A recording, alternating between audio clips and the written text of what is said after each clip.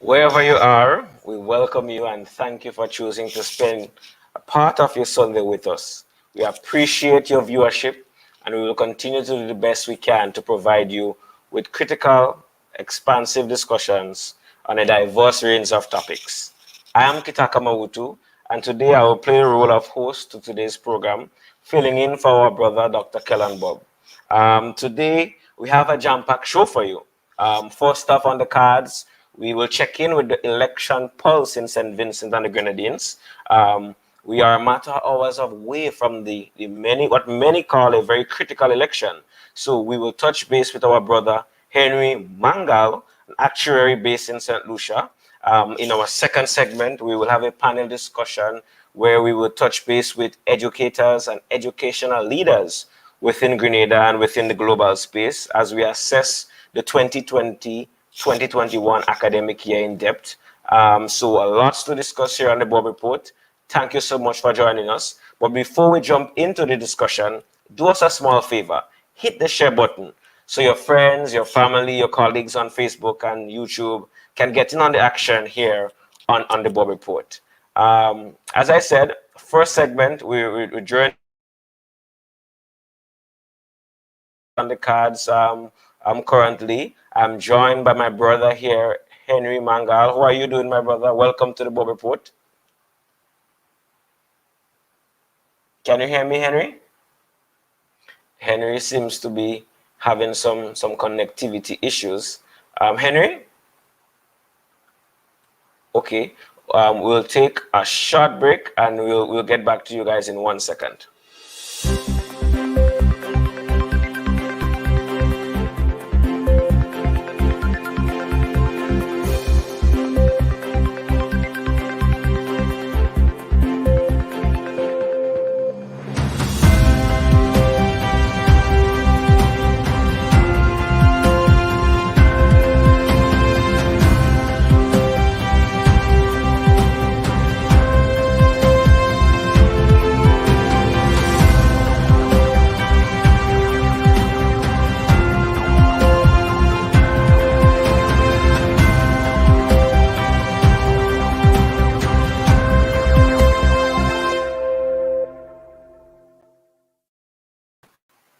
Okay, welcome back, guys.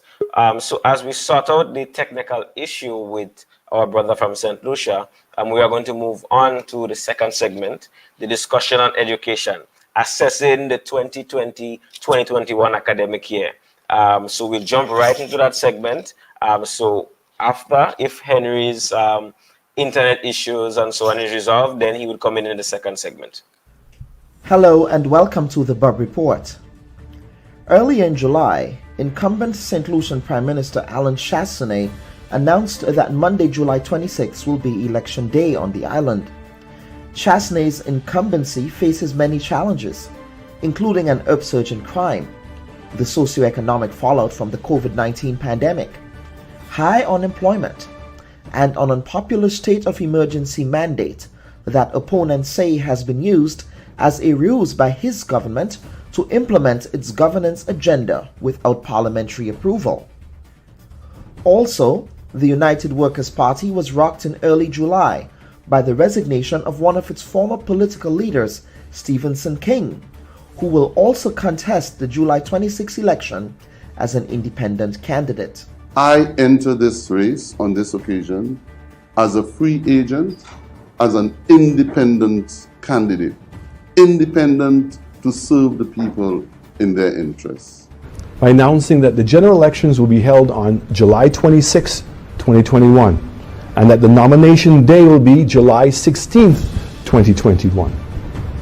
During the campaign, let us treat each other with respect and kindness.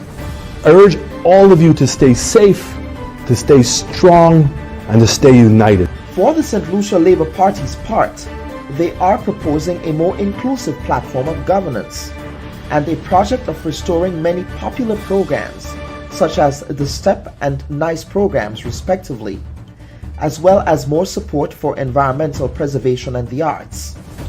Former Prime Minister Kenny Anthony of the SLP also made history last week by declaring that his party, if given the chance to govern, will repeal the colonial-era buggery laws that criminalize same-sex relationships in most of the British Commonwealth Caribbean. We have to live as a community of persons, no matter what differences may exist between us. We are all human beings. We have to learn to honor, to love, and to respect each other. You can never build a caring society if you're going to isolate individuals and to treat them differently. I will also tell you, Devante, that if the government of St. Lucia or if the St. Lucia Labour Party did not take that step, the law would not help it. Because sooner or later, the courts of the Eastern Caribbean will pronounce that discrimination against the LGBT community has to end because it is not constitutionally permissible. Over in Grenada, we graded the academic performance of the country on many fronts.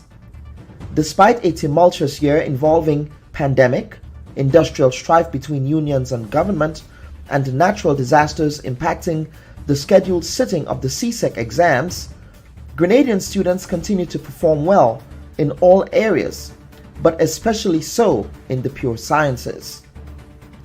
In the 2020 CSEC exams, for example, 17 schools on the island recorded an overall pass rate of 80% or more, which was a marked improvement on the 2019 performance. Education analysts are predicting yet another bumper academic performance by Grenadian students in this year's exams. Some, however, still believe that education in Grenada needs a major overhaul. We welcome our guests for this week's program: development consultant Henry Mingal from St. Lucia, Dominic Jeremiah, Grenadian principal and CSEC representative, Frankson Marshall, teacher and second vice president of the Grenada Union of Teachers, education consultant Anthony Bridgman, and Chief Education Officer Angela Findlay. Our host for this week's show is Kitaka Mawuto. We thank you for joining us. Welcome back to the Bubb Report. Today we jump into a very critical discussion on education. Education in Grenada. You know, what would have transpired over the 2020-2021 calendar, and how do we emerge from the pandemic and move forward bigger and better. To start it off today, I welcome my brother from St. George's, Dominic Jeremiah, principal of the Presentation Brothers College. How are you doing today, sir? Oh, I'm doing very well. It's good to see you. Okay, nice to see you as well. Well, before we jump into the education piece, I mean, we are in the season of Carnival and so on, and you have had a very strong involvement in PAN, and so before we jump into education, just want to check in with you and see what's going on within the state of PAN within Grenada right now. You know, what have you as an organization been doing during the pandemic and the downtime and the absence of formal carnival celebrations, you know, within the pan industry? Well, first of all, I must report that all is well within PAN. Of course, we have been challenged by the pandemic. Nevertheless, the executive of the PAN Association and within recent time, the general membership of the PAN Association met. Prior to the pandemic, we had a very robust plan of activities laid out. And as a result, we were not able to execute so many things that we had planned for this last 2 years. However, within recent times, we had the launch of a book by Mr. Ronald Papi Charles, who basically did this work in honor of PAN in Grenada and dedicated the book essentially to the PAN Association and to those who have made remarkable contributions to the development of PAN in Grenada. This book is currently on sale. The resources from the sales of this book will go to the PAN Association for the advancement of his work. And we have been working with the Ministry of Culture and those who and Spice Mass Corporation as they try to put something together for PAN and for the arts in Grenada. But we have had to be very cautious given the climate that we are in now. We're still in a pandemic. We still have protocols that we have to adhere to. And while there are conversations about activities for PAN and for Carnival and all those kinds of things taking place behind the scenes, we know that the government of Grenada has already declared that there is no Carnival this year. So Carnival is out of it. But in terms of activities that can encourage the playing of PAN, the showcasing of mass or any of those expressions of the culture, we have to wait for a declarative word from the powers that be before we can make any pronouncement. We have been having conversations in the background. The business of PAN has been, adjudicated in the background, but we have to wait for the appropriate voice to speak about what can happen and what cannot happen. So that's basically what I have to report. Just recently, we had an executive meeting. So the executive continues to meet, and there is connection with those who are band leaders and associated with the PAN Association, but we still have to, wait to hear the direction that things are going to go in before we can make any public statement. Okay, understood. Thank you for that, Mr. Jeremiah. Now, jumping into the education piece. Well, recently, within the 2020 year, CXC results were out from the COVID-19 pandemic period. You also represent the CXC CSEC Council in Grenada. This year, the exams had to be extended from June 14th to June 30th, 2021. Can you tell us how this extension has affected, the schools, the students, and the preparation for the examination? Well, first of all, I want to put things in context that, this year and also last year were very long and challenging years in the education system. And I think, first of all, I want to say that the Ministry of Education, the administrators on the ground, teachers, parents, and students have, despite the challenges, have really done a lot to ensure that this period within the pandemic, you know, remained a successful period for the school system in Grenada. And I think it would be remiss of me if I didn't express gratitude to all those stakeholders who have contributed. The Ministry of Education, everybody has had to make adjustment in the way we do things, so that at the end of the day, the students would be the beneficiary of what education has to offer. Now, prior to the decision to push back the exam, CXC learned some lessons from the way things were done last year and made the decision that they were not going to make the same mistakes again. And as a result, there was extensive conversations and consultations with the stakeholders across the region. CXC started that very early after the examination results were released last year, anticipating that things may not have been resolved completely with the pandemic and that decisions may have had to be taken in the interest of making sure that the exams can happen. So the exams, after extensive consultation, the exams were already adjusted and set to start in June 12th, 2021. But then we didn't plan for a volcanic eruption in St. Vincent, and we didn't plan for the spike of the COVID-19 virus in Trinidad and St. Lucia and other territories across the region. And therefore, CXC had to go back to the board, to the drawing board, and re-engage its stakeholders to find out what is going to be in the very best interest of conducting the exam and not in any way jeopardizing the credibility of the exam. And so, after some consultation with ministers of education, COSAD,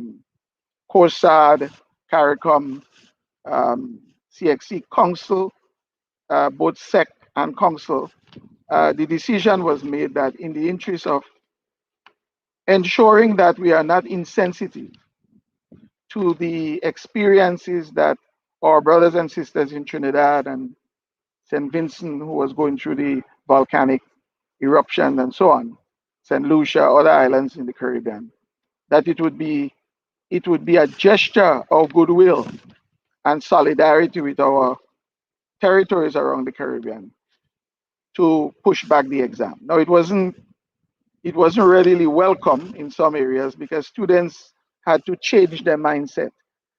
Some students were already beginning to peak in their examination preparation, but we on the ground had to try to explain to the student why this was necessary, and that, while we wanted them to do the exam, it was also important that we approach this as Caribbean citizens who are not insensitive to the needs of each other.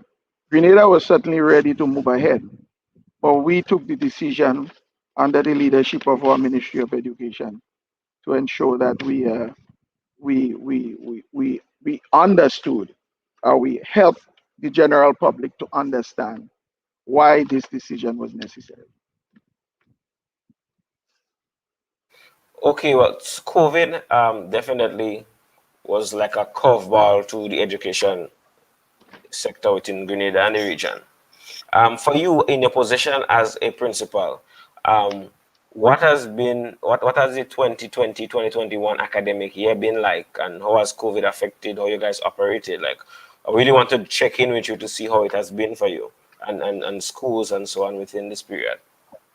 Well, in my capacity as chairman of the Principals Association in Grenada, and of course, in our conversation and dialogue with the stakeholders, our prime stakeholder being the Ministry of Education, I think after a while, we came to the conclusion that despite the presence of the pandemic, the ongoing challenge of the pandemic, that we all had to pull together and do everything that was necessary to make sure, one, that the education system continued to run as efficiently as it could. We wanted to capitalize on the opportunity that we have, um, not being inundated by many cases of COVID infection, to at least get our students back to school as quickly as possible and to do whatever it was necessary to innovate, to try to work with our staff, to try to help everybody to use whatever means they had at their disposal to make sure that our students were prepared. And so examination preparation was one thing, but the psychosocial needs of the students, we wanted to make sure that these were addressed because there were students who were adversely affected by the COVID-19. This current Form 5 class, I think, suffered a lot more than last year's class because last year's curriculum and syllabus was almost completed when the pandemic hit. All the SBAs were almost finished. But this current Form 5, who were in Form 4 last year, they lost a lot of instruction, and we had to find creative ways to help them to make up. And I have to give them a lot of credit, students from across the country. And, and in particular, you have to give the teachers a lot of credit. Teachers went beyond the call of duty to make sure that the students under their care were taken care of. And of course, the Ministry of Education must be commended too for the support that they provided by, making sure that students who didn't have devices, for example, had the devices that they needed. Education officers and curriculum officers visiting the school regularly to make sure that students were on task, and whatever support was needed from the Ministry of Education during the course of this year. I think they did their very best to try to support. And even in preparing for the execution of the exam, because for this year, all our paper ones were done electronically. And if you're doing anything electronically, you have to make sure that all the systems are in place, they're tested, and they're working. And again, the teachers did a marvelous job. But again, the Ministry of Education and the supporting staff out of the Ministry of Education to make sure that these things happen also must be commended for a remarkable job. So we hope and we pray that the efforts that we were expended this year in trying to make sure that we have a successful CSEC exam that is going to bear good fruit. I know the students were challenged. In a lot of ways, they were challenged because in terms of trying to cover the content that was necessary to cover, um, people had to go beyond the call of duty. But also, I think schools were not in its normal rhythm. There are other things that make school life enriching and exciting. The fact that we had no sports, there were limited extracurricular activities. These are the kinds of things that help to create school culture, school life, to generate energy among the students. They had to operate in an almost um, uh, an environment where these things were absent. And I know I heard it from my students because they wanted other things that would help complete the experience in their final year of school, and some of them were not available. But we have to give them a lot of credit. We have to give their parents. The parents stood by the schools. The parents stood by their students. They did everything that they could have done to support them. And of course, some parents are challenged at this time because some of them are out of work. The economic situation, um, as a result of COVID-19, has really created other kinds of challenges for households. And as a result, we had to be sensitive to all of that. So we hope and we pray. The exams are still in progress. This week coming up is the final week, and we trust that the students have done their best. And as is the case with everything in Grenada, when we rally together, good things can happen. And we trust that the students would have done enough um, to be successful at these exams so that they can move to the next level without any challenge. Okay, thank you, Mr. Jeremiah. I mean, I'm pulling in Mr. Frankson Marshall here, an educator. Francis, from your perspective, checking in with you over the last year of teaching and being in the classroom, how has that been for you, and what's your assessment of the ministry support provided to teachers throughout the last academic year? Good morning to you and your listenership. Hello, everybody, on this blessed Sunday morning. I'd like to say I'm quite honored and humbled to be on this panel with my former principal, who would have positively affected me both professionally and personally, Dr. Bridgman, and also my CEO, Mrs. Finley. The thing is, Kitaka, that when there are unprecedented times and challenges, there are no precedents to follow. And this COVID pandemic has been basically this. So every stakeholder within the education sector had to figure it out as we went along. And as best as we can, we try. Teachers the teachers of Grenada, we are an agile, very nimble group, and we adapt to challenges. And initially, it was very frustrating. It was not just concern about getting your professional responsibilities done, but fear for life and limb. Now, initially, many of our teachers did not have any experience in using this remote learning, so it was something that we had to learn on the job. And initially, there was a lot of frustration because you do not only have to attend to your students, but to your children as well. Because we are not only teachers, but we are parents of this nation's children. And it was difficult learning how to juggle this. Now, as we try to adapt to this dynamic, there was some back and forth with our ministry. However, it is important to acknowledge that throughout this misadventure, our ministry has endeavored, through the CEO and the minister, to foster an open dialogue of communication. And we appreciated that as teachers and as a union, as of the Grenada Union of Teachers. And even when there were differences of opinion on the way forward and how things should be done, at least there was that dialogue, that discourse on how to handle things. The thing is, our teachers are very committed to seeing the success of our children. And many may not understand that we are very focused on how well our students do. But when they are in front of us, we see them as our children. And it would have been extremely challenging because, and I completely agree with Mr. Jeremiah, I'm a grade 6 teacher and I speak to a lot of my colleagues, and even at the primary level, we felt that this group, at the end of this academic year, was a lot more challenged. That we had to do a lot more groundwork because they missed a lot. In addition to that, when you factor in the socioeconomic circumstances which were brought on by the advent of COVID, it was a lot to deal with. I mean, we know that most often parents are very concerned at kindergarten and grade 6. And this year, for many of our schools, many of our teachers would have remarked, it was particularly difficult. Ultimately, I think we will prevail through this and through the educational successes because the teachers of this country are committed. And the teachers of this country make the sacrifices.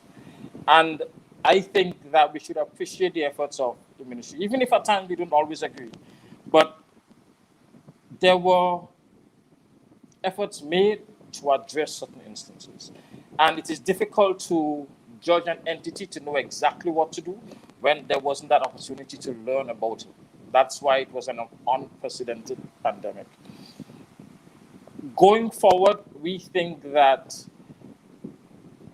to surmount this challenge, we can ensure the success of this sector because it can only make us stronger and better as educators.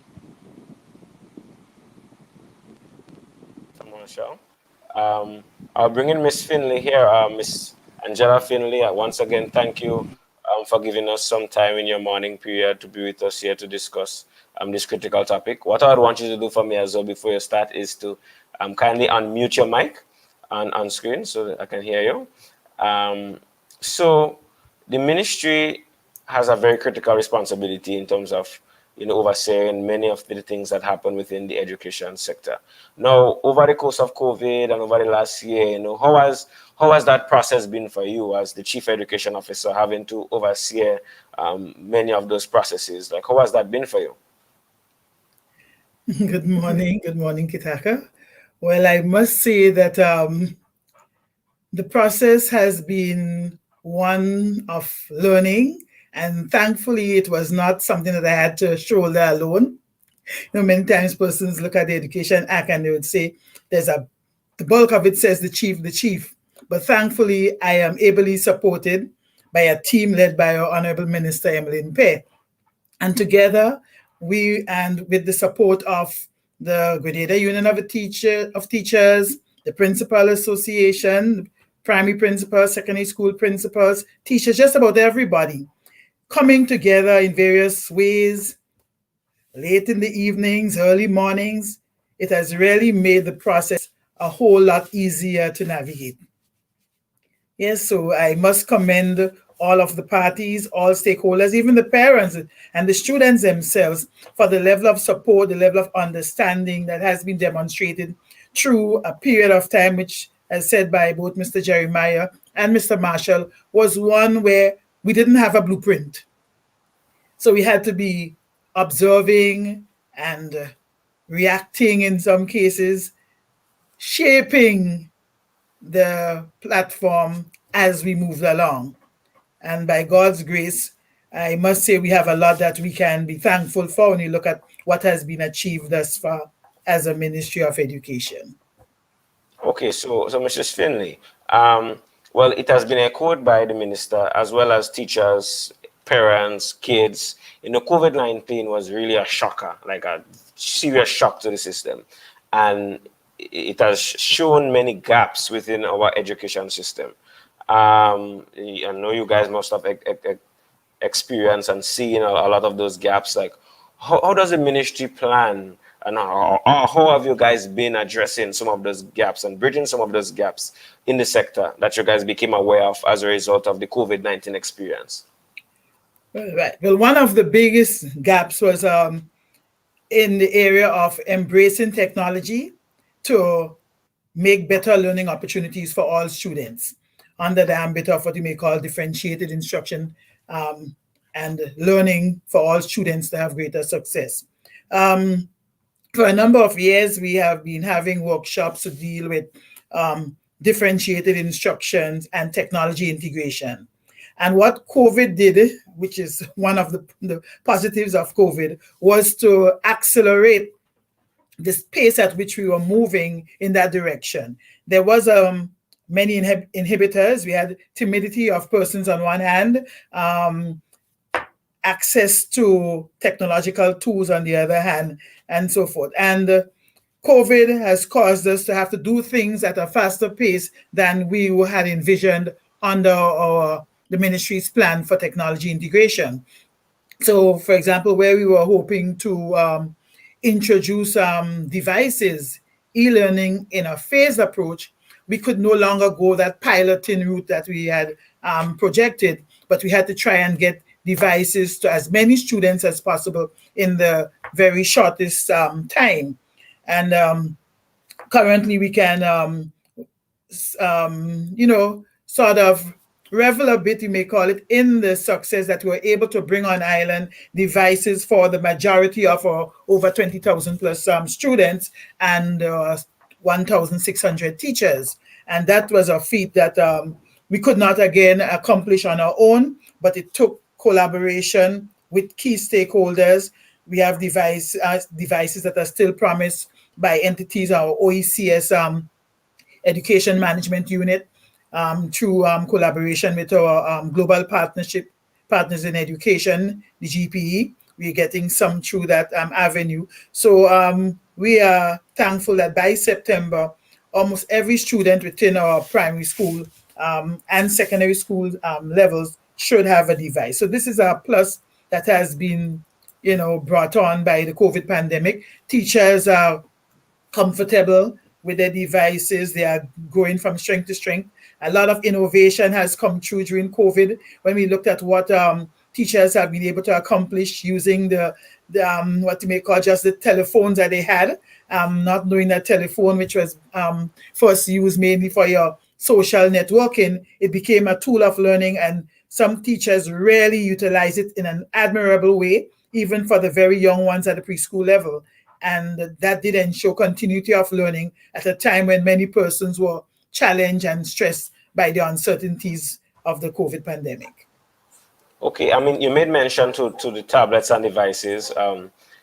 Let's go a little bit deeper into that. I mean, having the tablets is one part, but like for you, what have you seen over the year in terms of assessing the effect or the impact of the tablets in terms of the whole teaching and learning experience, both on the end of the students and on the end of the educators? How has that been?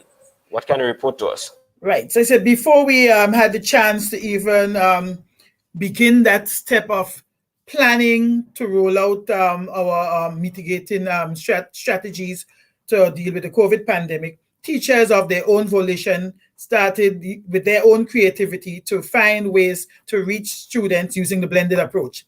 And as I said, we did have some workshops from as way back as 2014, where we started having workshops to train teachers in the blended approach to learning. But here now we saw teachers utilizing whatever devices they had to bring that to bear on the learning for students' learning. So that was a plus that we have since been able to support in greater ways through workshops. There have been a number of workshops supported by the University of the West Indies and locally supported ones with the members of staff at the Ministry of Education. So that has been gaining ground. We are seeing now more teachers moving towards the use of those, the integrating of technology. We also have teachers engaged up to this point in time in the creating of resources to be placed on those devices. So come September, we should be rolling out our e-learning program. Okay, having a full rollout with e-books for the primary level, kindergarten to grade 6, and the secondary level, forms 1 to 5. So that should be on all devices by September. So we have really covered some grounds, and curriculum officers and teachers are really collaborating, and the type of resources that are being created, you might have said these are things you expect for the developed world, but here we are seeing now teachers are believing more and more in themselves and what they can do. So hats off to all teachers and officers of the ministry who are now collaborating to bring content-rich information with a local flavor to our Grenadian students, putting it in the context of Grenada. And that's an achievement for the Ministry of Education and, by extension, the entire family, the nation of Grenada. Okay, thank you, Ms. Finley. I want to bring in Dr. Anthony Bridgman here. Mr. Bridgman, well, recently you have been in Grenada for a period. You have been working, doing some significant work in terms of professional development and hosting workshops to develop the skills of our educators. And we're in a transitional phase. COVID exposed a lot, and we're really trying to come to grips with the changing landscape within the education sector. Now, how has that process been for you in terms of coming on island and working along with our educators to bring them up to speed, so to speak? Good morning, and thanks again for the opportunity to be here with you. Also, good morning to the panelists. I think as the discussion this morning, professional learning matters a lot in school as we talk about teaching and learning. We've known that the two most important variables for student achievement is the quality of teaching in the classroom and the quality of leadership in schools. So my task as an educational consultant, as a professor, and as a school leader is to really work with school leaders and teachers to really improve their practice. And for the past 2 weeks, which I've been doing very often whenever I come to Grenada, is to give back and to work with principals and teachers. And this past week, it has been really good. I've met a group of school leaders passionate about their work, want to do the best to improve learning in the classroom, in spite of the resources that they have, but they still have that passion to do well and to learn. So I had a great time this past 2 weeks focusing on instructional leadership, focusing on developing a school improvement plan, focusing on the clinical observation process, getting into classrooms and observing teachers and giving feedback to teachers. Those things matter a lot because as we can see, the skills that are needed for the job of the world of work today is not necessarily skills of passing an exam. I think we have to reimagine education, not only in Grenada, but throughout the Caribbean. The focus is too much on a summative assessment. The brag and boast about how many subjects one gets, how many ones get. I think our focus has to be on transfer of learning, talking about the complex problem-solving skills, critical thinking skill, creativity, people management, coordinating interpersonal relationships, emotional intelligence, and all those kind of stuff. We need to teach those things a lot in our schools because we've seen students leaving schools and they're not equipped to handle the world out there. So it's important, I think, to have an exit exam, but we need to focus a lot on the other skills that are necessary in the world of work. And that's, for me, that's a big focus of mine. So in your training, what are some of the findings you've uncovered and where we are in terms of providing that more holistic human educational product to our kids, where they not only are exposed to content, but their souls and their spirit and their life is nourished and nurtured as a result of being in the school system? That's a great question, and I want to thank the Ministry of Education for their vision in putting something like that together with regards to professionally developing their staff. We know that the two difficult institutions for change is the church and the educational system. So change takes time. It's a slow process, and we have to work towards moving away from the traditional approach to education. I grew up here. I went to school here. I was a teacher here, and our education system and throughout the Caribbean, the traditional approach. So it will take some time to really refocus a little bit on those other skills. But I think the Ministry of Education is trying their utmost best to slow process in terms of inculcating and pushing those things into the school system. It has to undergo a paradigm shift. We have to change the mental models of some of the professions in the people in the school. We really have to do it because we have to look at our students.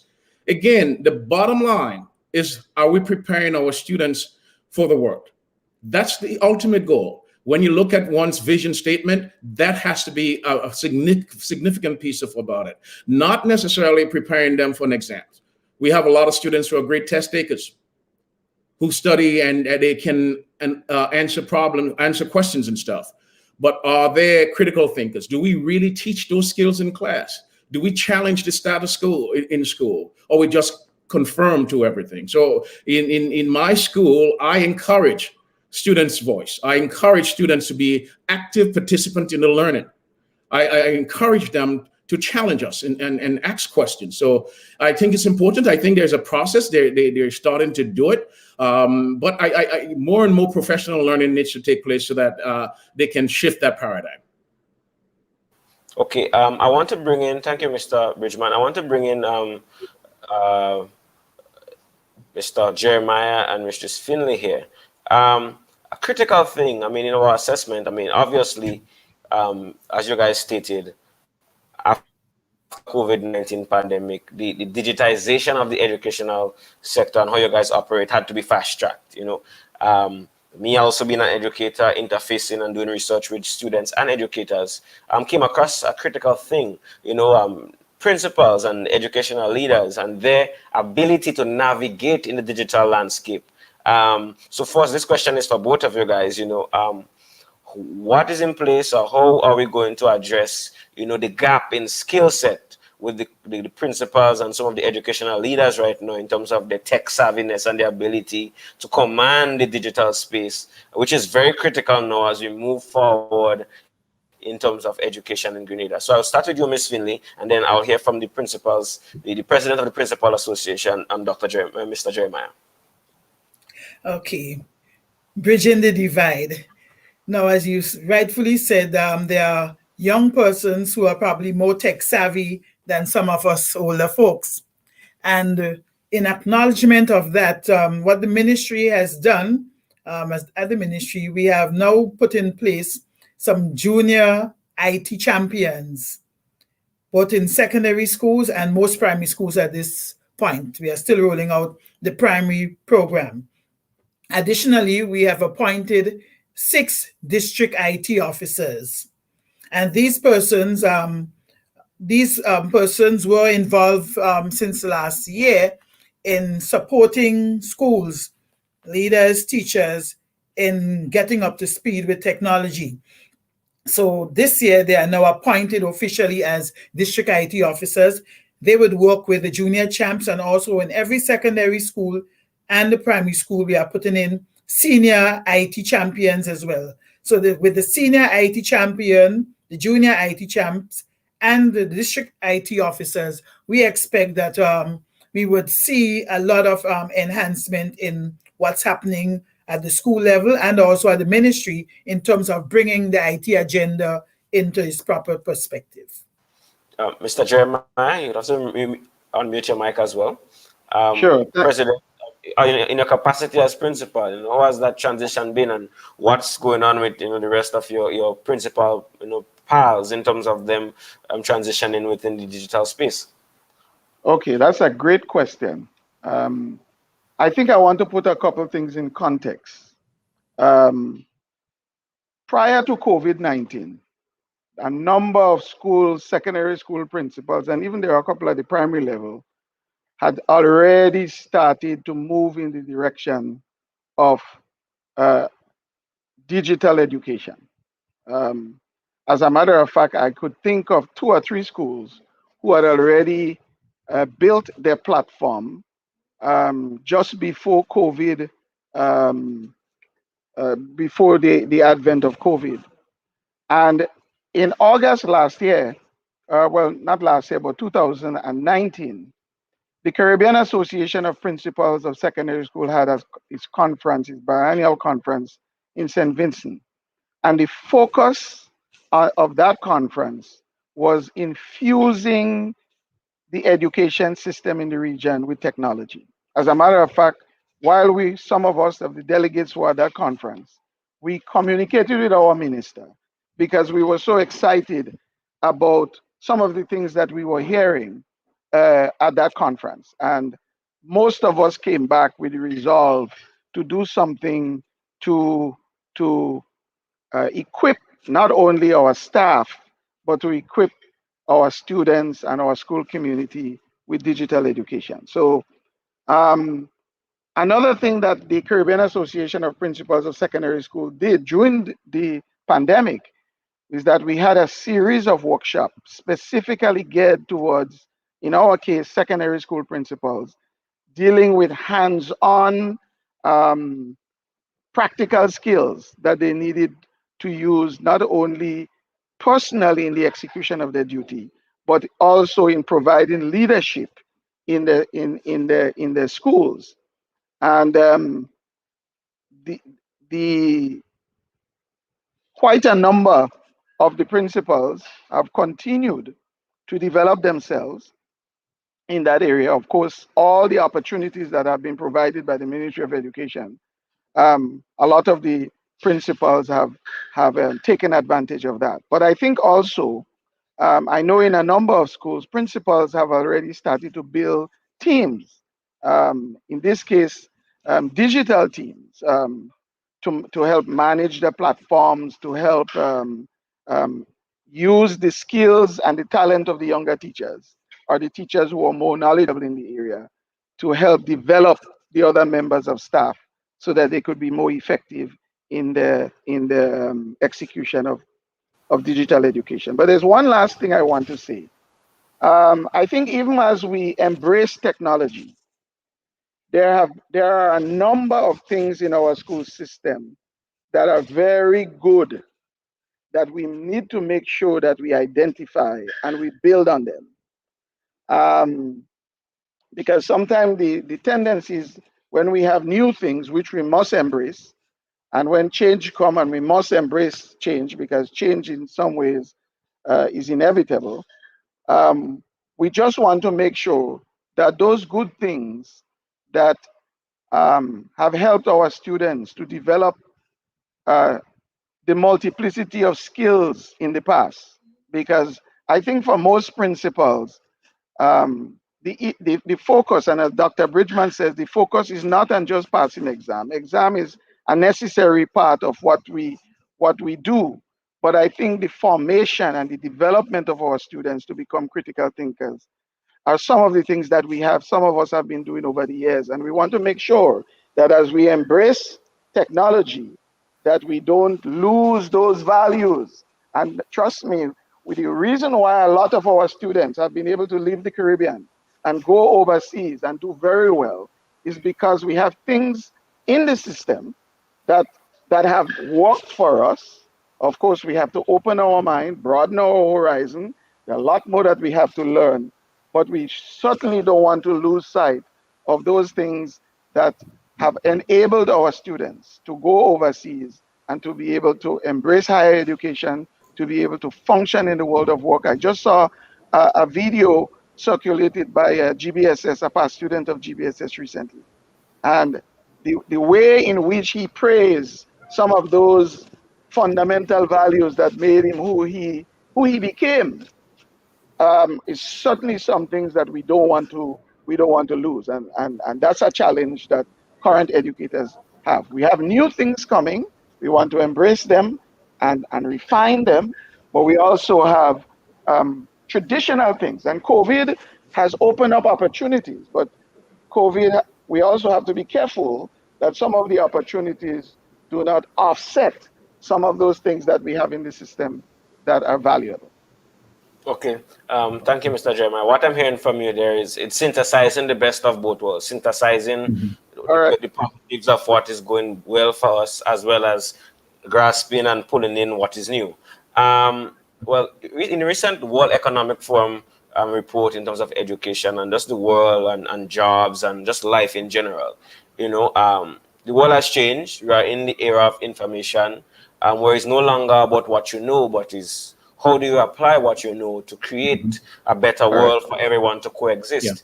And we have spoken about curriculum development and training teachers and so on. So, Mr. Bridgman, I'm going to pull you in here again. Like, if you were hired by the ministry right now to advise them in terms of a new direction, in terms of how do we move from the current point where we're at now to a better, more sustainable, more progressive point, what would be some of the foundational things that you would advise them to do in terms of, embracing all that we spoke about and moving in a better direction where we can able to really provide and produce quality individuals to come forward in society and live and to contribute?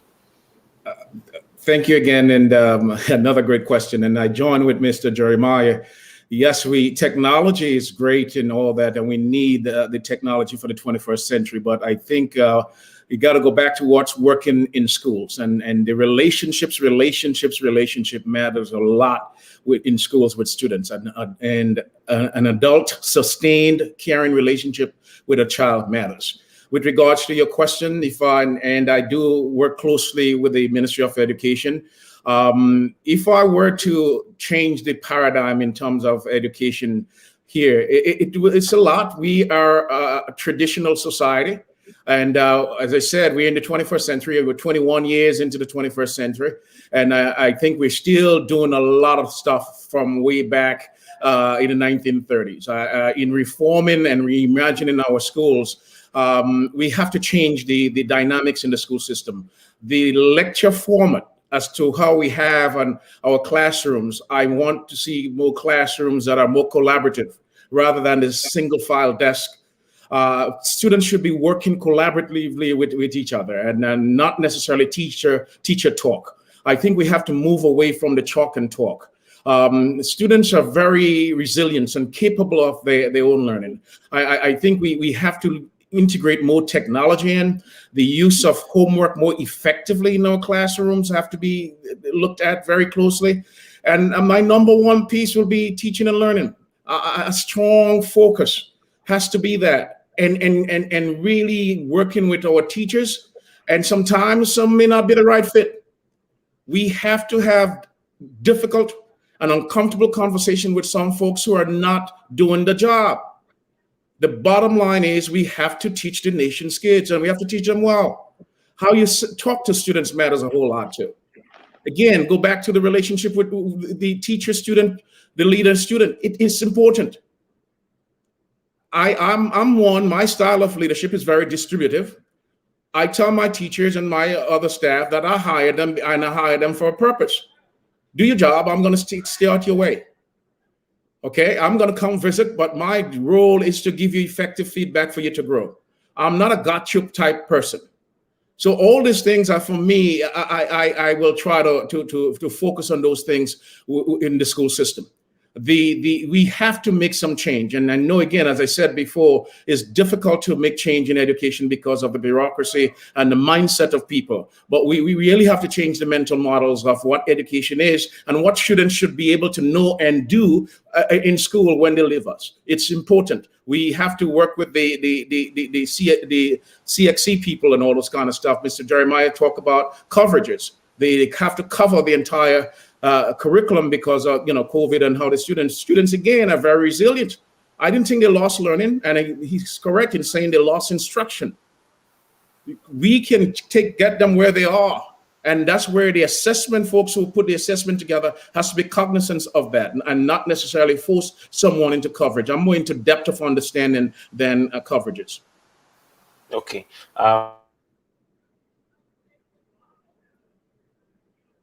Want to discuss in terms of education. When we get back, we jump into the looming industrial action that has been drawn on over a period of time with the educators and the government in terms of the payment, and how has that affected the kids and their learning, as well as the psychosocial aspect of school and how COVID-19 has affected that, and how are we going to be there for our educators and our students in these tough and telling times, along with some other things. So stick with us here on the Bubb Report. Again, share the program so others on Facebook can join us. We will be right back in a moment. Since losing that seat, what have you been up to? Now, Mr. Attorney General, this particular provision sounds unconstitutional. But why were there not consultations before moving forward with the proposals? Did they say what will happen when you guys get to St. Vincent? Because there are pressing social economic issues that I would want to address with you. In the hyper-information age of social media, the Bubb Report knows there is more to the story. We have questions and demand answers. We strive to hold the powerful accountable. and tell an unbiased, contextual story. You know what happened. We let you know why it happened. There is always more to the story. The Bubb Report, streaming every Sunday at 11 a.m. on Facebook and YouTube.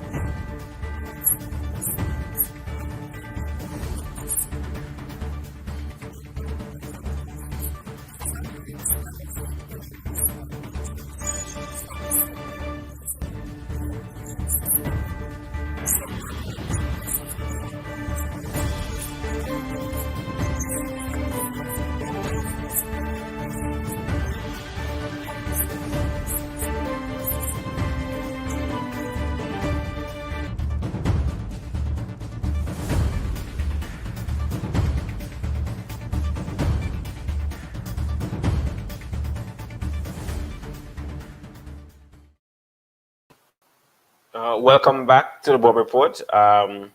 We just had a clip there from our current education minister.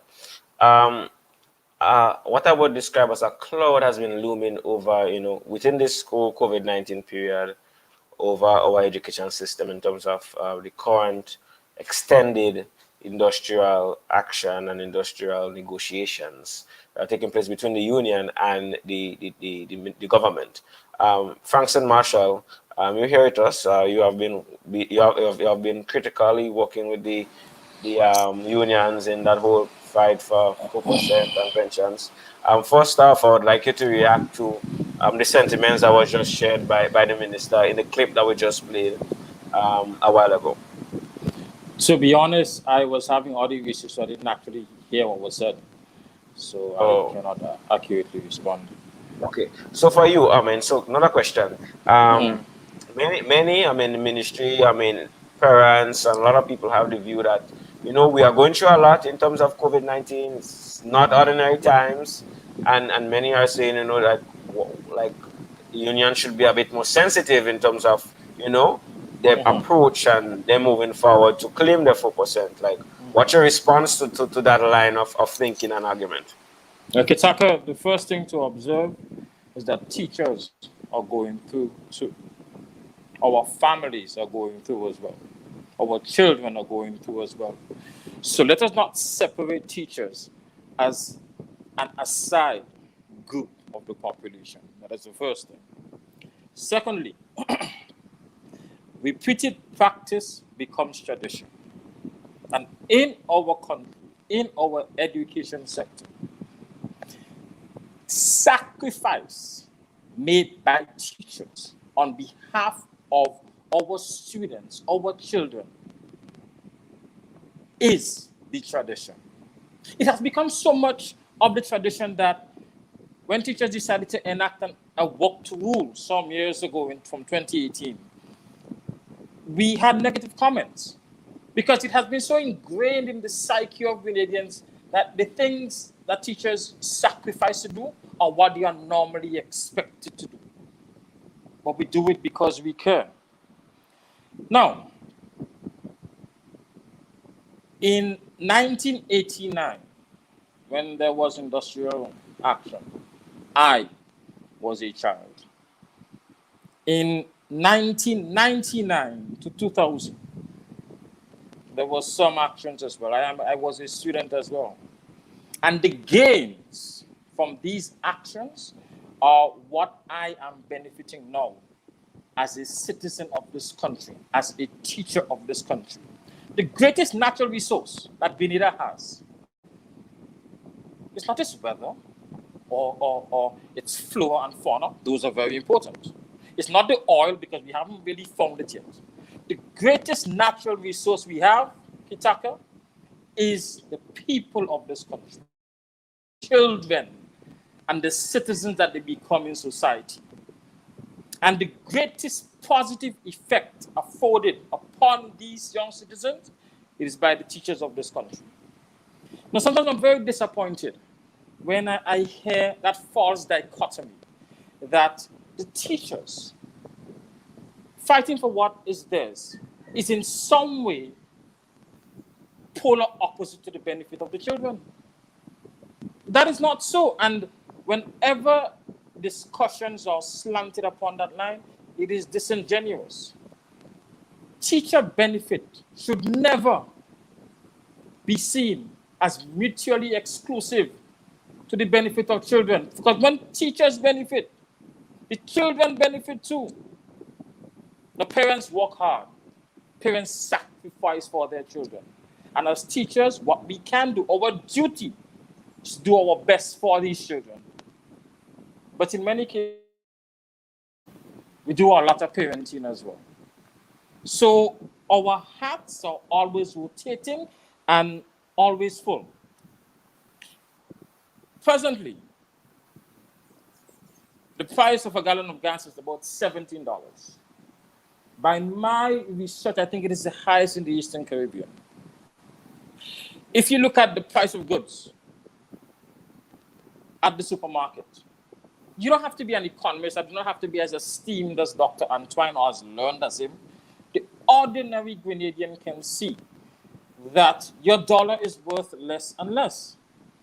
So it is disingenuous for anyone to argue that the efforts of teachers to be able to survive is in any way to the detriment of the children of this country. Because if Mr. Marshall or Ms. Bubb cannot afford to buy food for himself or her child, how does it affect the ability of the teacher to deliver in the best capacity for the learning of the children? Teachers struggle for betterment, for better remuneration, for adequate compensation. Should never be seen as anti-children development. It should be seen as pro, because a comfortable teacher, a well-paid teacher, is most times a more effective teacher.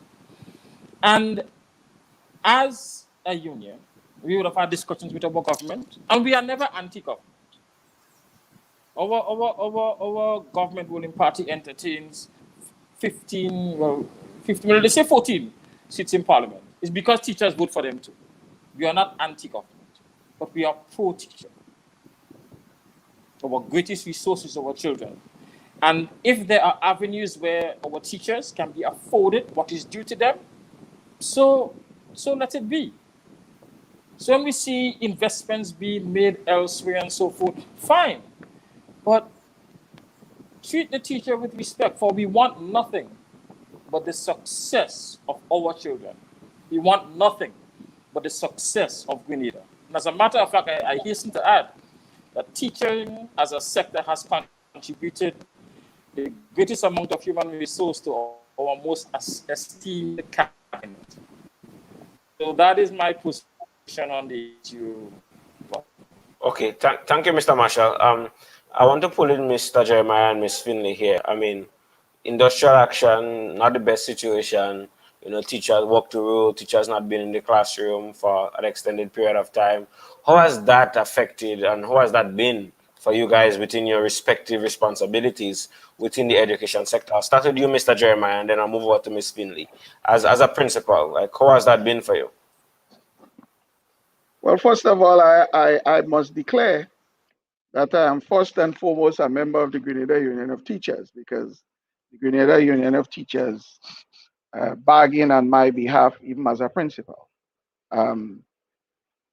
Now, I think there is no doubt that any industrial action, has the potential to create some challenge on the ground. And I think principals on the ground are the ones who have to carry the challenge. But given the fact that, and I think it's also fair to say that it is always, it becomes clearer the role that teachers play on the ground in schools when teachers withhold the sacrifice, or they withhold the things that they do in the service of the students. I could tell you from where I sit as a principal that my teachers, a lot of them don't go home until sometime 8 o'clock at night. They are not forced to do that, but because of the nature of what they do it voluntarily.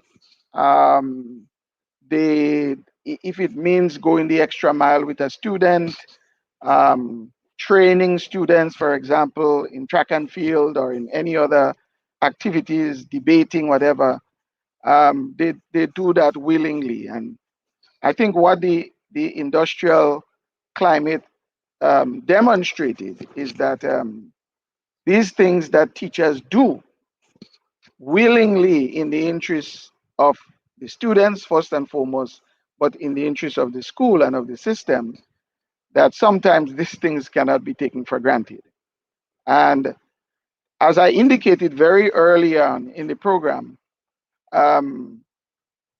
this last couple of years, not having certain activities as readily available, like my school is not just about examination. Well, everybody knows this. My school is about extracurricular activity. That's interaction, problem solving. That's where the students they get their energy from.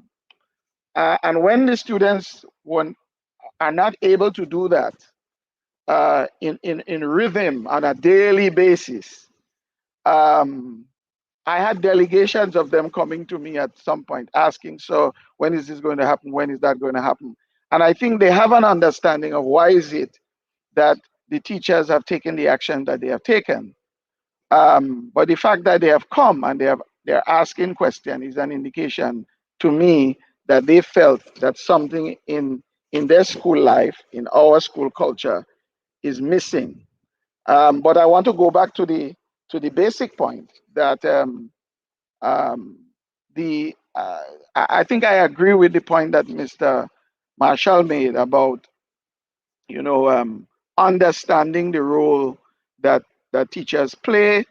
It's a tough tension that exists between the government of Grenada and teachers, because if I had my way, I would have done something to try to resolve this immediately so that we get back into strides and we get back into the normal rhythm of school. But what teachers do is very important, but also I think our system is built on relationships. I say this all the time. It's built on relationships at all levels. All right. And of course, it's built on collaboration. So we look forward to the time when these matters that are now contentious are going to be resolved. And when they are resolved, they're always resolved in the best interest of the system, in the best interest of education, in the best interest of the teacher, in the best interest of the student. So that's what I want to offer on that. It has been a challenge, and principals have been challenged on the ground to manage the situation as it evolved over the years. Okay, thank you, Mr. Jeremiah. Mrs. Finley, from your end, ministry, the industrial action, how has that experience been for you in terms of the volatility and the uncertainty and the shaky foundation in which things has operated over the last year or so? You can unmute your mic as well before you start speaking. Okay, thank you again, Kitaka. Well, I must share with sentiments of the persons who have gone before me that the issue of the current industrial climate does weigh heavily on the education sector in a very significant way. While we talk about the students, and as Mr. Jeremiah said, the students getting their energy from the co-curricular activities, it is also, and not having it now, not getting to do that. So it's like a big, significant portion of what schooling should be for students is taken away. By removing co-curricular activities or not demonstrating a willingness to support co-curricular activities, it is giving one the impression that co-curricular activities is something that is aside and apart from education. But if we reflect on what was said by Dr. Bridgman, we realize that any attempt to say that teaching and educating of a child is confined to what comes from the academic side alone, then we are giving children a false sense of what readiness for life is all about. Now, the students were referred to as having anxious moments due to the lack of the co-curricular activities. But I must hasten to add that this is also very stressful for many teachers. We have had teachers coming to the ministry and saying, you know, we are almost at breaking point. Especially those who look forward to things like the intercall and the debate and so forth. And they are saying that, you know, at school, it's challenging for some of them, because while they are saying, like us at the Ministry of Education, that we have to accept the situation where government has made a commitment that as soon as things become more favorable, they will be making good on the promises of paying the 4%. There is nothing short of goodwill when we think that in 2020, that 4% was given. I benefited from it as well because I'm a public worker. So anytime there is something about more money, of course, persons like myself would benefit from it. But and that's why too I was overjoyed when I heard the Prime Minister a few Thursdays ago saying that definitely come the end of August, that 4% will be reflected in workers' salaries. So that's public workers, teachers, and so forth. So I would benefit from that. But understanding all the other challenges around, and we do want to demonstrate to students what it means to wait and to have an appreciation for challenges when they exist. And so I do think as leaders, as educators, we owe it to our students to show them that, okay, everything might not be at the snap of a finger. That yes, we would all love to have more. I know those great celebrities abroad would always tell you they can do it a little more. So they have a lot, and you think millions of dollars, millionaires, billionaires, and you hear them talk about they can do it a little more. How much more? A little more. So for us as small island states, anything that can come into our purses is welcome, really, really welcome. But again, we have to also demonstrate to our students that we understand as adults when we must be able to assess the entire picture before us, look at what is happening globally, and appreciate when our leaders say to us that, okay, it's coming, but just wait a while, we have come at a roadblock we have come at an obstacle and we are trying to navigate. So it's sad that we are where we are, and I do trust that we can have that resolution to bring education back to the place where it should be of a more holistic nature, because education cannot be what teachers do from the textbook only. We are shortchanging our nation if that's how we perceive it to be. Okay, and it Okay. should continue to be holistic. Okay. Well, can any of you guys verify Mr. Marshall just dropped off a bit from the feed? Can any of you guys verify whether or not the walkthrough rule is still in effect, Mr. Jeremiah? Because I know that is something that is critical towards affecting the whole flow of the extracurricular activities, as well as maybe the COVID-19 protocols. Is the walkthrough rule still in effect?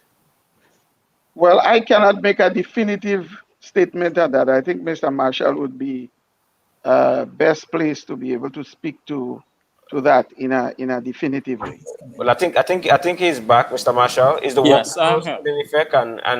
And we were speaking about extracurricular activities and teachers not being able and being present as a result of the walkthrough rule and other things in terms of being able to facilitate the extracurricular activities. So is the walkthrough rule still in effect, and will that continue to be in effect if so?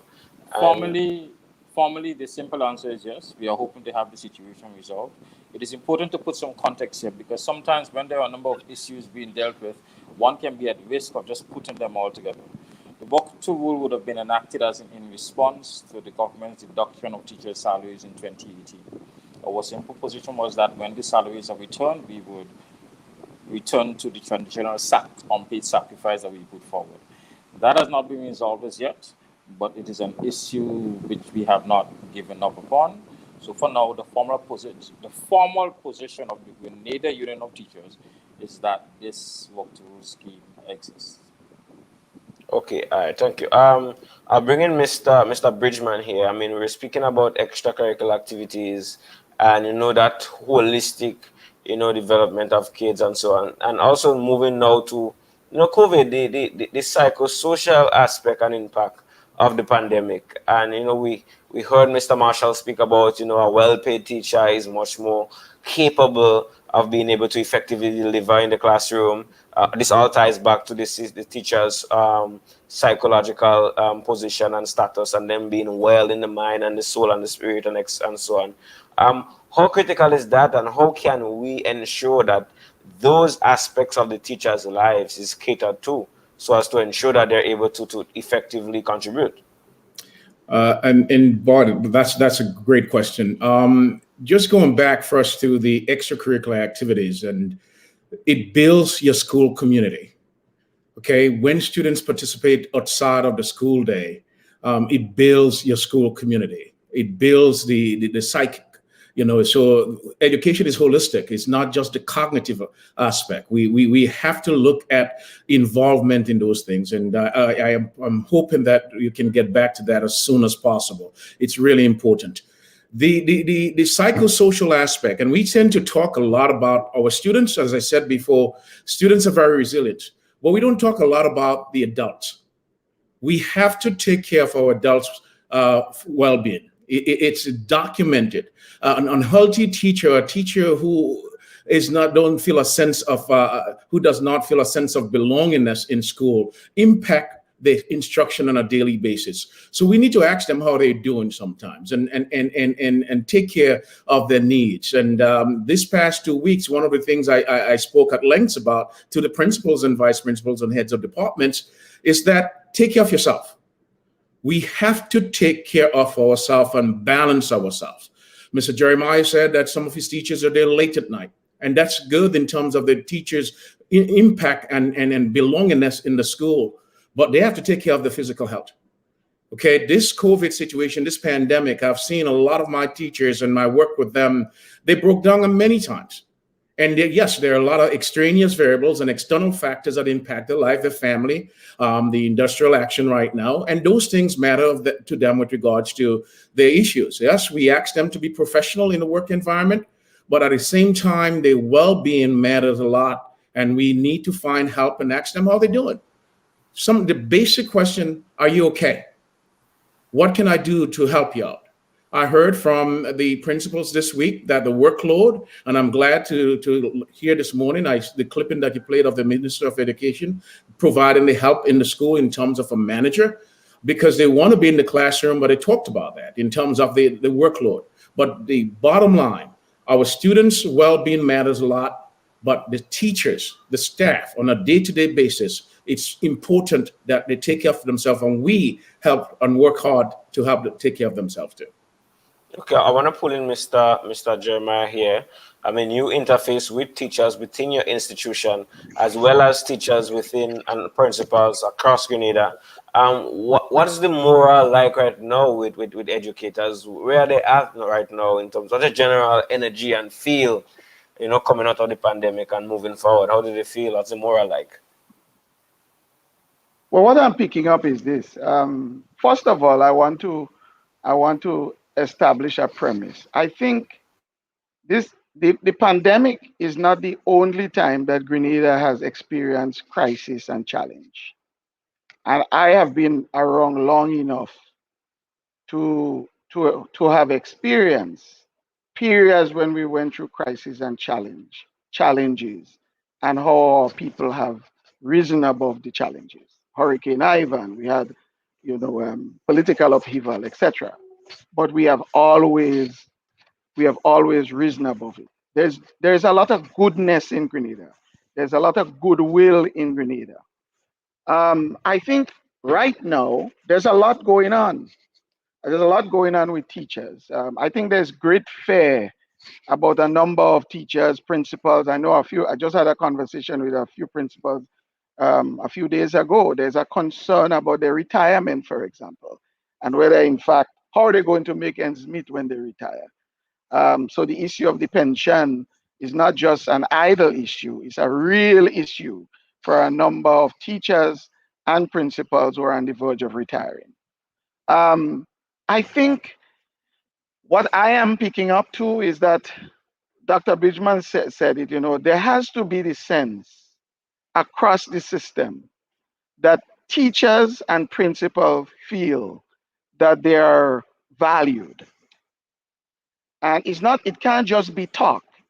It has to be tangible. It has to be maybe not always in the dollars and cents, but there is a way in which the collaboration has to take place that allows the teacher, the principal to feel, look, this was worth living my life for. Sometimes I feel frustrated sometimes, and I wonder whether I made a mistake because I had a lot of other opportunities in my life, and I hear other principals saying the same thing. So the sense of worth, the sense of being wanted, the sense of being assured and affirmed is not something that should only come from the level of the principals. Principals must be doing that. I try my best to do that with my staff. But also we must get that sense coming from the entire system, and there are some persons in the system who do a wonderful job in just ensuring that the morale among teachers and among principals, are at a certain level that is high. So there's a lot more that we have to do. I think conversation, collaboration, seeking the input where before a decision is made in the system. I think there are lots of decisions that have been made right now, and principals and even some teachers feel that they are not part of that conversation. Things that are actually going to affect their practice on the ground, and they feel that they are not part of that. So well-being it sometimes has to do with the way in which everybody feel that they are a part of this system. And I think the truth is that despite the challenges that principals and teachers and even ministry officials face, um, they're not unusual, but at the same time, I think they have to be taken seriously, and the sense that we are in this together, the sense of partnership, all right, that we are in this together, that nobody's trying to trap somebody at the case might be. Because sometimes I hear principals speak, and that's sometimes how they feel, that, things are not clear. There's not a clear direction of where we're going. But we are committed to this, and despite challenges that exist, we're going to do the best job that we can do under the circumstance. Thank you, Mr. Jeremiah. I'll pull in Miss Finley here as well. And before I jump to you, I have a quote that I'd like to share. And this quote comes from the former emperor of Ethiopia, and Emperor Selassie, and he said this: education develops the intellect, and the intellect distinguishes man from other creatures. It is education that enables man to harness nature and to utilize her resources for the well-being and improvement of his or her life. The key for the betterment and completeness of modern living is education. But man cannot live by bread alone. Man, after all, is also composed of intellect and soul. Therefore, education in general, and higher education in particular, must aim to provide, beyond the physical, food for the intellect and the soul. That education which ignores man's intrinsic nature and neglects his intellect and reasoning power cannot be considered true education. This is leading up to a question to you, and I would like to hear from everyone on the panel as well. How do we envision education, looking and being and functioning, let's say 2030 and beyond, so you, Ms. Finley, within your capacity of the Chief Education Officer within the ministry, how do you envision education being in 2030? What do you hope to see? What do you envision coming to fruition?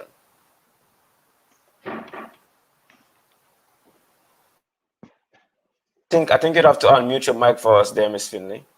Yeah. Yes. That was a very deep sharing. Yes, that article that you read from. And it really touches to the core of what education should do.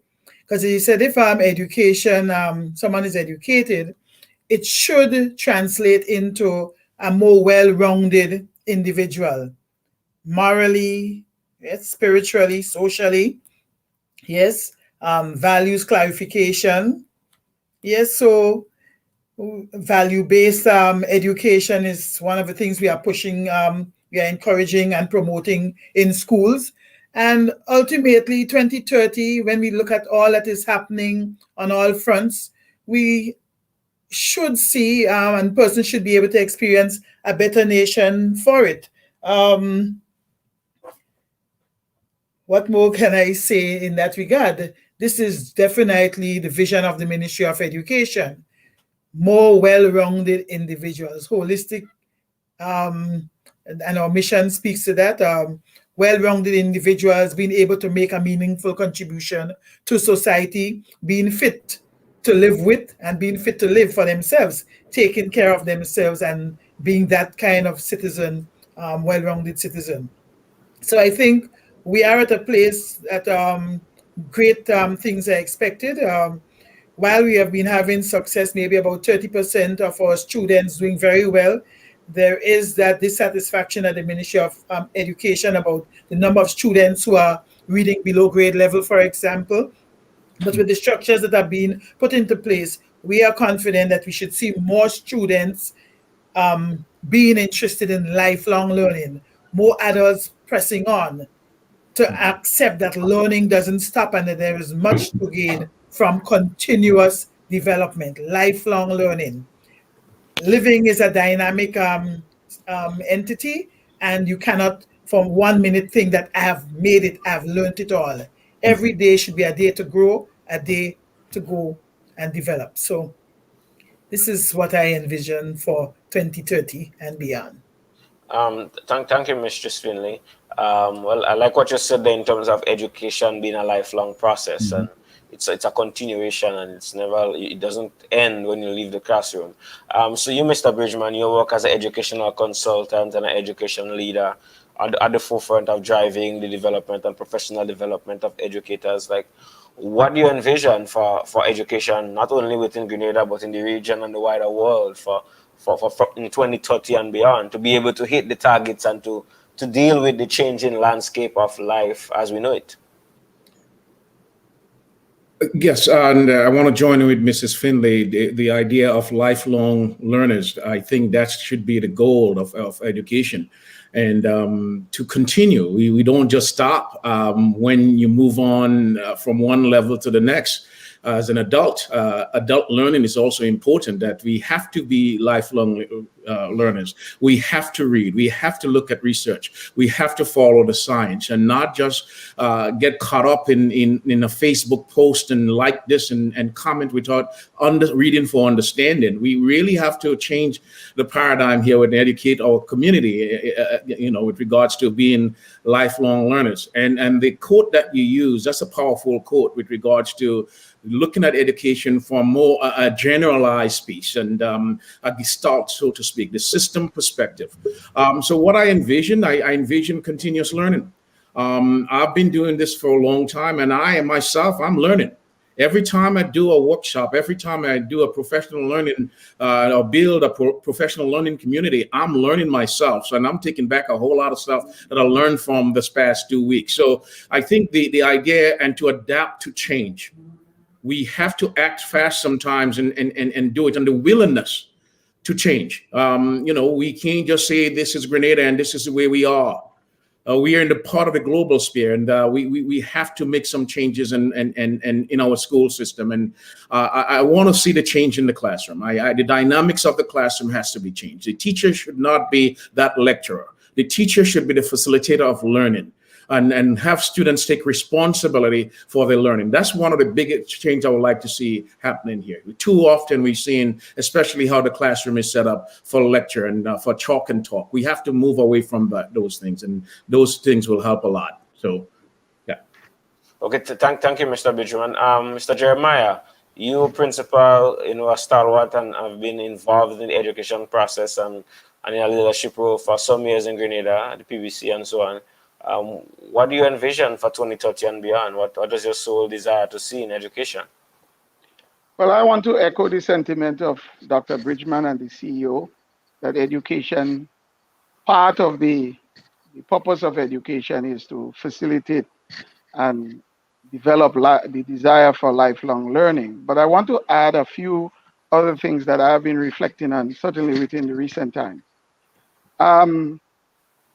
The education that we must envision must, first of all, make us better individuals. First of all, it must make us better individuals. And when we become better individuals, then we become a more harmonious people. We can live, we have a certain kind of pride, we have a certain kind of dignity, we understand who we are as Grenadians and who we are as Caribbean people. I think that's very important.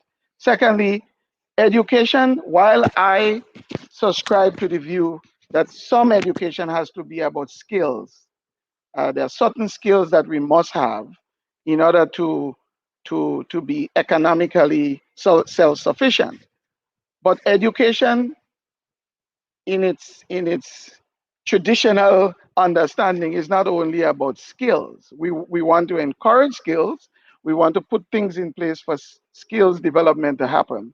But education is about civility, is about making our people, helping our people, because the whole point of critical thinking and so on is to help us to be a more civilized people. How we respect each other, how we treat each other. It's about better government.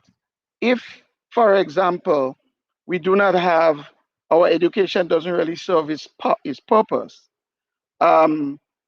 those who are going to come 2030, 2035, we have had persons here who have served this country very well. They have laid their lives down. They have made sterling contribution to the development of Grenada. We have to have young people who are coming through our school system who would have a vision of greatness about, not just about making money, even though that's important, but how to serve with distinction. And that comes from a certain understanding of the value of people. And I trust that our education system, as it develops and grows, and it inculcates new things into it, technology and so on, at the end of the day, it's about how are we going to be neighbors? How are we going to be a better civil service? How are we going to be just better people who have pride and who can stand up for what is right and for what is noble and for what is good? That has to be ultimately the stuff of education. And I think if we go in that direction, all those other things that we yearn for um, will come together. Because at the end of the day, we really want to be this civilization of Caribbean people must be distinctive in the way in which we understand ourselves, how we understand our history, and certainly the contribution that we want to continue to make for the world. Okay, thank you, Mr. Jeremiah. Same question to you, Mr. Marshall. As a teacher, um, what do you see? What do you envision to see education look like in 2030 and beyond? I think my sentiments are very similar to those expressed by the CEO, Dr. Bridgman from Mr. Jeremiah, but at the risk of being repetitive, I will simplify.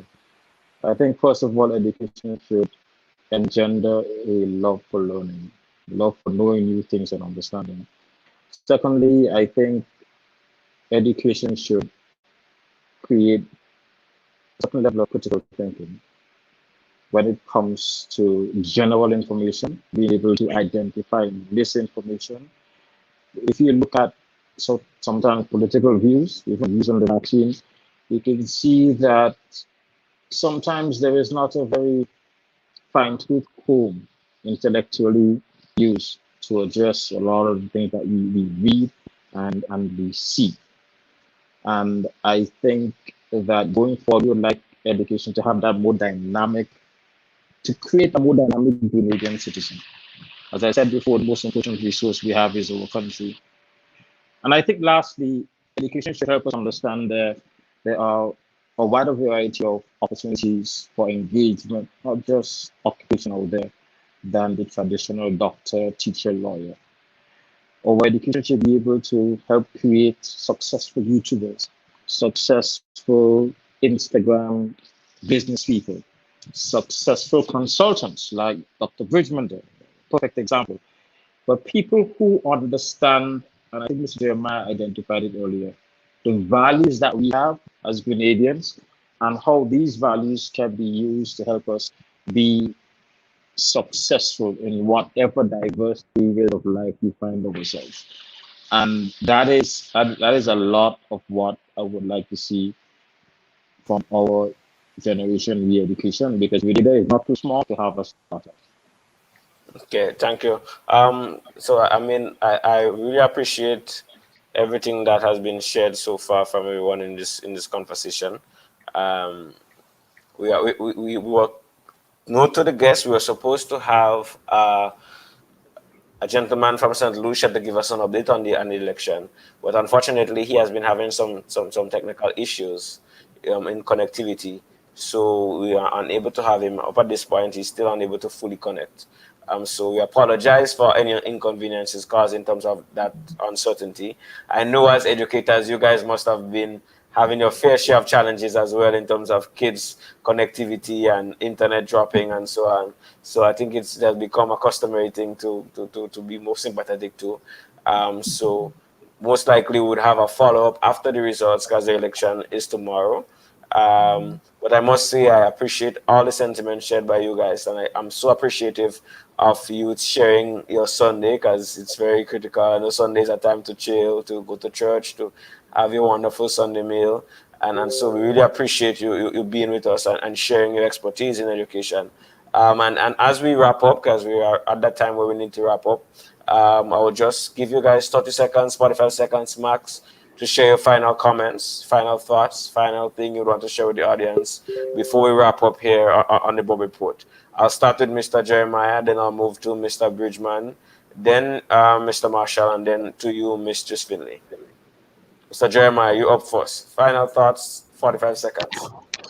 Sure. I want to end by saying that I love this country. I believe in our people. And I also have faith in the education system. But I think one of the things that we have to continue to do as we work together going forward is that we have to elevate the value of partnership so that it doesn't become just a catchword, but we actually live partnership. And the second thing is collaboration. So I thank you for having me on the program. Yeah, thank you again. Mr. Bridgman, final thoughts, 45 seconds. Yes, thank you again, and thank the panelists. And Mr. Jeremiah, you said something earlier on, and to answer one of those questions that sometimes you ask yourself whether or not you did the right thing. Sir, you did the right thing. I want to thank you for your leadership for education in Grenada and for your school. You have cultivated a whole lot of values in your students, in your boys, that being the leader. So you have done the right thing. And yes, there are times we think a lot about, when we face obstacles or things happen, we ask ourselves that question in your reflective practice. But I want to thank you for your service, and don't give up at all, sir. You're leading, continue to lead. I just want to say thank you to Grenada, to the Ministry of Education for having me for the past 2 weeks. I going to get my flight very soon, but it was a great week, and I just want to say thanks again, and thanks for this morning's program. Okay, thank you again, Mr. Bridgman, and safe journey, and thank you so much for taking time out of your vacation to come here and to invest time and energy into inculcating knowledge and training and so on to the Grenadian educators. We really appreciate you for that. Mr. Marshall, you're with us, and you're having some connectivity issues. Can you hear me? Seems to be continuing. So we move on to you, Mistress Finley. Your final thoughts, 45 seconds. Shoot. Okay. Kitaka, thank you for bringing us together in this way. And if nothing else, it dispels the notion that men are in crisis. I've been outnumbered here today, 5 to 1. 4 of you to 1, 4 to 1. But it has been a great sharing here, and as my philosophy, wherever I go, I grow. So by coming here today, I'm definitely got a lot of information from this interaction that has made me feel better. I've grown a bit more. So for all that has been said here, there are lots of points to reflect on, and taking it going forward, I want to thank all the persons who are here today for the level of collaboration that we have been enjoying. And I think that this augurs well for the education sector, with facilitators like Dr. Bridgman, principals like Mr. Jeremiah, and colleague like Frankson Marshall at the GUT level, and partners like you who see it necessary to bring us together. I think that's what we need to do. Get together in these ways, and we can chat and strategize to enhance the education sector. So thank you for having us on. Yeah, thank you, and I hope at the Bubb Report we strive to go deeper and to have the conversations that can facilitate that expansion and thinking across diverse topics, where we can ultimately make our society better. So we feel happy to have people of your caliber here, and we encourage you in terms of all that you're doing within your respective circles. Mr. Marshall is still having a technical issue, so we're not going to be hearing final thoughts from him. Mr. Henry Mangal is on. I'm seeing him there. He's sticking. So final try in terms of getting him on, still unsuccessful. So hopefully after the election, we can maybe have him on and have people on from St. Lucia to give us an update as to what's going on over there with the election. Once again, I appreciate all of you for sharing time with us. And we look forward to hearing from you. Maybe we might reconvene later on in August to look forward to the new academic year. So I'm going to reach out to you guys and make sure that we're going to have that possible. I think the minister gave me her word that she's going to be present for that particular show. She had some engagements today, and you did very well, Miss Finley, in terms of deputizing for her. And we look forward to more conversations. Thank you to all our listeners who have been on today. Continue to support the Bubb Report, and we wish you guys a fantastic weekend, and see you guys next week. Blessings. Since losing that seat, what have you been up to? Now, Mr. Attorney General, this particular provision sounds unconstitutional. But why were there not consultations before moving forward with the proposals? Did they say what will happen when you guys get to St. Vincent? Because there are pressing socio-economic issues that I would want to address with you. In the hyper-information age of social media, the Bubb Report knows there is more to the story. We have questions and demand answers. We strive to hold the powerful accountable and tell an unbiased, contextual story. You know what happened. We let you know why it happened. There is always more to the story. The Bubb Report, streaming every Sunday at 11 a.m. on Facebook and YouTube.